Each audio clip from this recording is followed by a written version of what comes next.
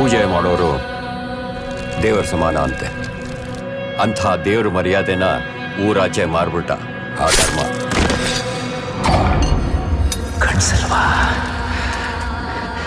ದೇಹ ಕೇಳುತ್ತೆ. ನನ್ನನ್ನು ನಂಬಿಸೋದ ಧರ್ಮನ ನಾನು ಮುಟ್ಟಿಲ್ಲ. ಅವನ ಸಾವು ನನಗೂ ಯಾವ ಸಂಬಂಧನೂ ಇಲ್ಲ. ನನ್ನ ಪಾಲ್ಗೆ ಅಂತ ಇದ್ದೋ ನೀವನೊಬ್ಬೆ, ಇವನನ್ನು ಕಿತ್ಕೊಂಡ್ಬಿಟ್ರಲ್ಲ.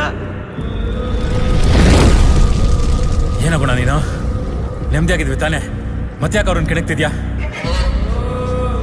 ಅವನ ಮುಂದೆ ಕೈ ಕಟ್ಕೊಂಡು ನಿಂತ್ಕೊಂಡಿರೋದಕ್ಕೇನೆ ನಮ್ಮನ್ನೆಲ್ಲ ಹಿಂಗೆ ನೋಡ್ತಿರೋದು. ತಾಕತ್ತಿದ್ದವನ್ನ ತಲೆ ಕಾಪಾಡ್ಕೊತಾನೆ ಬಿಡು.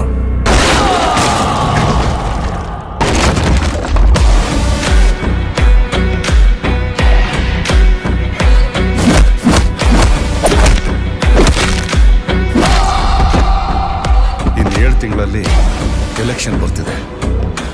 ಇನ್ನೊಂದು ತಿಂಗಳು ಒಳಗಡೆ ನಾನು ತೊರೆ ಬಿಡಿಸ್ಕೊಡ್ತೀನಿ. ತೊರೆ ತೆಗಿತಿದಾರಂತೆ, ಪೆಪೆದ ಅದು ಊರ್ ಜನನು ಕೇಳ್ಬೇಕು ತಾನೆ. ಆ ತೊರೆ ಹಿಂದೆ ಬಿದ್ದವ್ರು ಕೈ ಕಂಟೋ ರಕ್ತನ ಯಾವ ಸಮುದ್ರದ ನೀರು ತುಳಿಯೋಕ್ಕಾಗಲ್ವಂತೆ.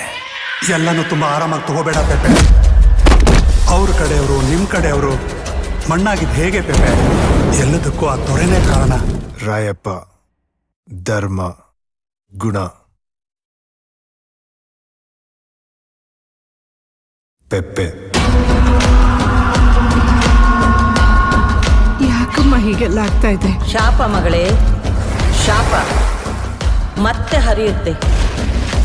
ಹರಿಯುತ್ತೆ ರಕ್ತ ನೀರಲ್ಲಿ.